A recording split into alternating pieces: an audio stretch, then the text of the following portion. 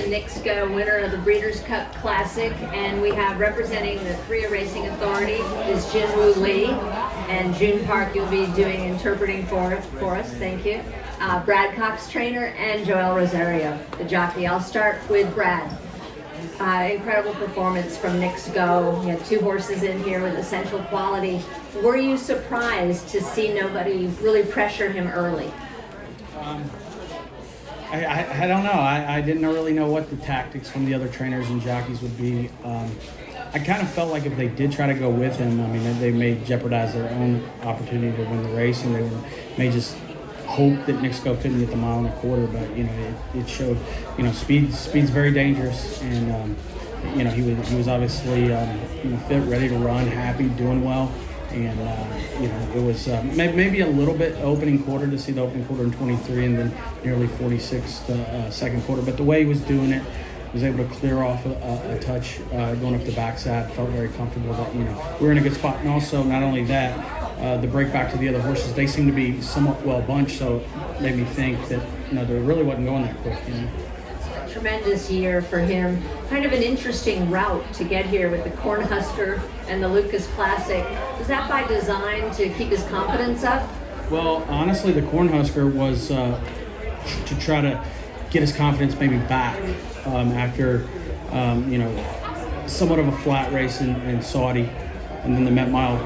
He was training extremely well going to the Met Mile. We were plans of going to Steve Sexton Mile at Lone Star, and once Charlatan opted out at Belmont, thought maybe we take a shot at this Grade 1 at Belmont. It didn't work out. Both races around one turn. The Saudi race, Met Mile around one turn, and then after that, he was training great. And I thought,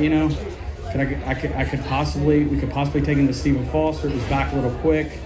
Thought, let's run him on a track like Prairie Meadows, where a little bit of a shorter stretch, speed favoring track, mile and an eighth. We'd had some success up there with some other horses in the past, and thought it would be a good opportunity to just kind of find out where we were with him. He ran an incredible race. Joel did a great job. He received good figures out of it, and it set us up well for the Whitney. Lucas Classic, kind of the same thing. That was what we were kind of mimicking. Was I don't want to use the word soft race, but say a Grade 3 or a prep for a Grade 1. It was Cornhusker Whitney, and we come back Lucas Classic, Breeders' Cup Classic, and it worked out. Best laid plans and worked out great today. Jin Lee, congratulations. This horse has taken you on an incredible ride all around the world, but now on the biggest world stage and the world's richest race here in America, the Classic. He said he's extremely pleased with the result today. He had been, the rough time when he was 3 years old, but we overcome the hard year, then turned the corner, then become the special horse.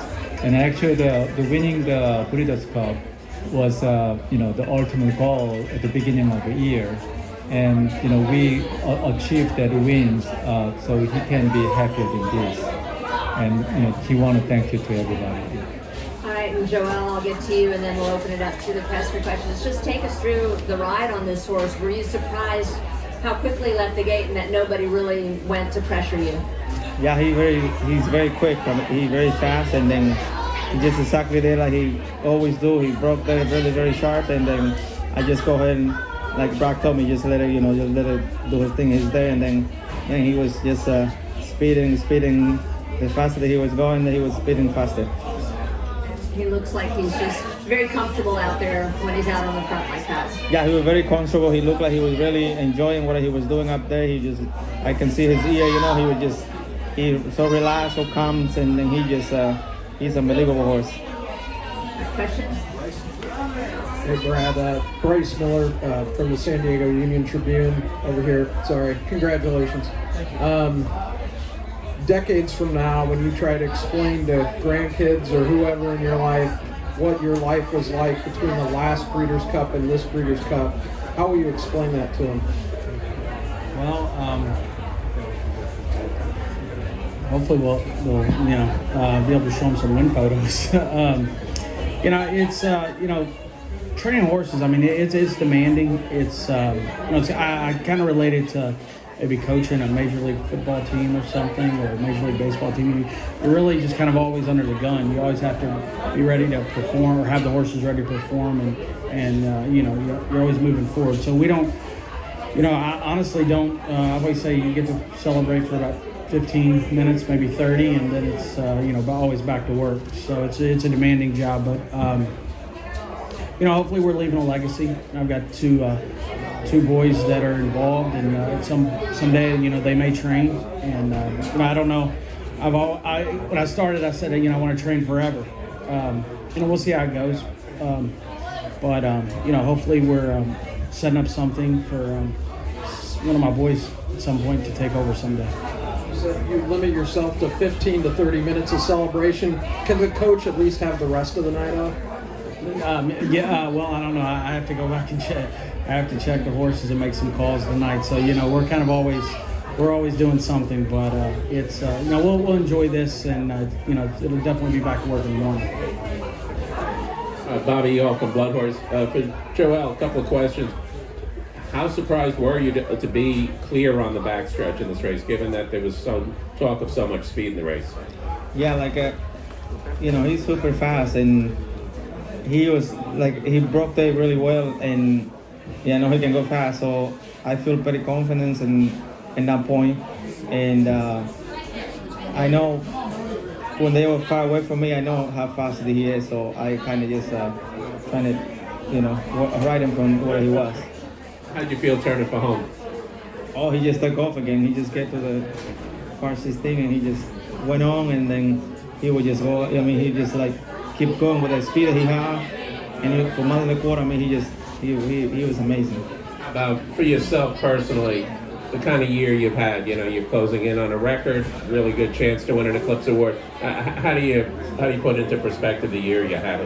Oh, unbelievable. I mean, thanks to other people, you know, like Brad, you know, giving me a lot of opportunity. Also, a lot of other trainers, and you know, the great agent that I have, Longines, so that helped me. And you know, thanks for all the people that I really support in the sport, and then thanks for letting me, you know, having the year that I have. Matt Reveltowski with Sports Handle. Brad, congratulations. If you look at this race tactically, it was almost a carbon copy of the 2004 Classic won by Go Sapper. When all's said and done, how would you compare Knicks Go to the Go Sappers, the City of Lights of the world that won big races at multiple distances? Yeah, I mean, you know, it's funny you asked about Go Sapper, because I was a big fan of Go Sapper. Like you said, he's a very good horse, called 7/8. He was a speed horse. He could carry speed around 2 turns. I think he won the Classic at Lone Star, a really fast time. I mean, I think he's, you know, the speed he has. I mean, he's built for American racing on the dirt. That's what he's, you know, and I'm hopeful that, you know, he'll pass that on to his offspring. You know, some people, you know, kind of frown on him in regards to him standing at stud, but I think he's got everything it takes to be a stallion. He's a great one winner too. That was obviously Ben Colebrook was responsible for that. He did a great job with him. He was a grade 1 winner, 4, 5, no Lasix, just traveled around the world, and he's a very tough, durable horse. He's extremely sound. And, you know, I think we're in a day and age where horses go to studs so early, and you know, he's a little bit of a throwback horse, just that he's raced at 4 and 5 and raced as much as he has. So, you know, very, very proud of what he has accomplished this year. And even last year, and you know, hopefully he'll pass it on as a stallion. Right. Jeffrey Riddle from World Horse Racing. You mentioned there about you have quarter of an hour's celebration, but can you just sort of tell us about the sort of joy or satisfaction that this win has given you, and sort of put that into words about, you know, with your children or anything? Yeah, no, it's a big victory. I mean, obviously it's the richest race in America, and you know, it's a prestigious race, and it means a lot to show up on this stage. The Breeders' Cup is, you know, it's the world stage, and obviously you saw that this weekend with so many Euros and horses from Japan, and now you know, an ownership based out of Korea.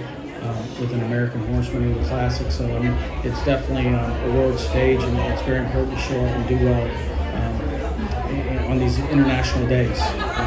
There's a lot of things we want to accomplish: Kentucky Derby, Saudi Cup, Dubai World Cup, and this is definitely is very, very high on our list of races that we wanted to win. And we'll check it off, but we would like to win it again as well. Juju's map ran really well. She was just obviously second best. Filly that won the race is, an incredible talent and a champion, and no shame in running second to her. So it wasn't what we were looking for. We didn't come to run second, but we'll press forward. And today, She Dares the Devil. I thought we were setting a good trip, and obviously 21 and change, 44 and 4. That close wasn't going to work, but she was really the only one that stayed on that was up close. So I do think she ran hard. I think she ran extremely respectable, and I'm hopeful she bounces out of it in good order, and we'll possibly march forward to next year with her. And then these two colts today in the Classic ran huge races, and overall we had a first, second, and third, and we'll look forward to Keeneland next year. And does that show, though, how tough it is to be a horse like a Knicks Go, to go fast and keep going when you see, like, Latruska and She Dares the Devil, what happened with them? They couldn't keep going. Yeah, no, for sure. I mean, with what he was able to do. I mean, now, obviously, this staff, those horses were pressing each other pretty good up front, and they went a little bit quicker. But, overall, it does show what Knicks Go's talent, ability, and class prevailed.